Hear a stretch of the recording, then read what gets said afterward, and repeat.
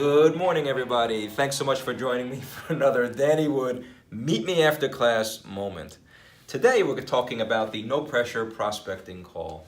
Let's go through the steps together and then you can see how it can work for you in your world.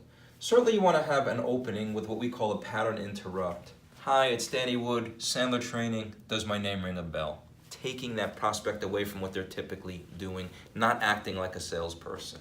We might even say, did I catch you at a bad time? Next, we move into our upfront contract. Would it be all right if I told you why I called and you tell me, should we even continue the conversation either now or sometime in the future? Next is our 30-second commercial. Now, we covered that in one of our previous videos, so you can view that on our channel, but let me give you a little piece of that now.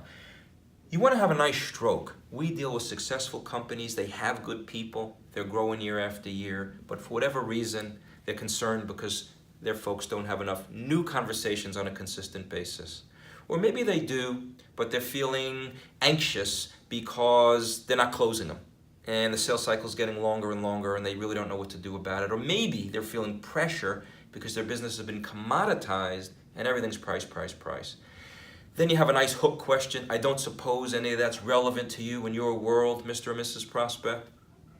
Now, if they bite and you have a nice little conversation, you take them down the few questions in the pain funnel, tell me more about it, can be a bit more specific. At that point, you'd want to go for the close for the appointment. Hey, can I make a suggestion? Would it make sense for you to invite me in so we can get together, ask each other a few questions, and see if we can help you? At that point, if we don't think so, no harm, no foul, we can decide that. But equally as important, if we find that our questions and answers match, we can continue to see how we can help. And lastly, we have the post-sale step.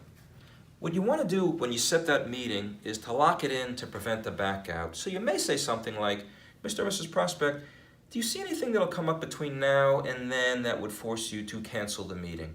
You just want to have them reaffirm it so that it gets in their calendar and stays there. I hope this helped and you go on to set many meetings this week. And we'll see you next time on another Danny Wood Meet Me After Class moment. Good selling, everyone.